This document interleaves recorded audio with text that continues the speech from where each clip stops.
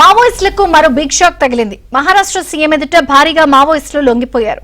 Mao అగ్రనేత ఆయన అనుచర గణం అరణ్యాన్ని విడిచి ఆయుధాలతో సహా లొంగిపోవడం ప్రాధాన్యం సంతరించుకుంది.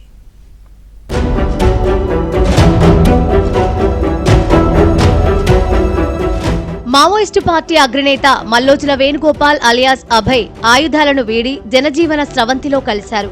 60 మంది ఉద్యమ సహచరులతో కలిసి ఆయన మహారాష్ట్ర ముఖ్యమంత్రి దేవేంద్ర ఫడ్నవీస్ ఎదుట అధికారికంగా లొంగిపోయారు. సీఎం సమక్షంలో వీరంతా తమ ఆయుధాలను అప్పగించారు. మల్లోజుల ఆయన బృందాన్ని సీఎం ఫడ్నవీస్ జనజీవన స్రవంతిలోకి ఆహ్వానించారు.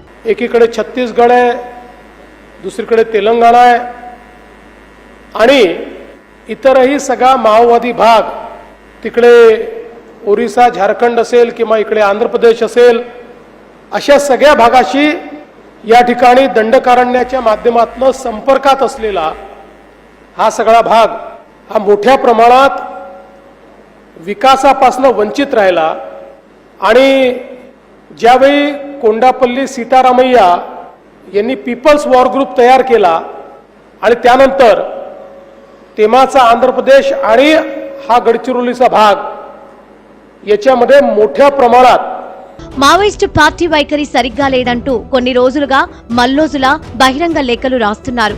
ఈ క్రమంలోనే పార్టీలో దశాబ్దాలుగా జరుగుతున్న తప్పిదాలకు తానే కారణమని పేర్కొంటూ అత్యున్నత నిర్ణాయక కమిటీ పోలిట్ బ్యూరో నుంచి వైదొలిగారు.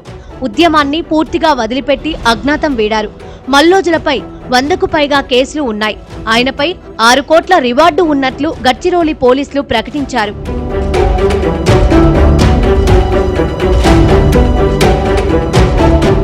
కాగా లొంగిపోయిన మావోయిస్టులను మహారాష్ట్ర సీఎం ఫడ్నవీస్ జనజీవన స్రవంతిలోకి సాదరంగా ఆహ్వానించారు.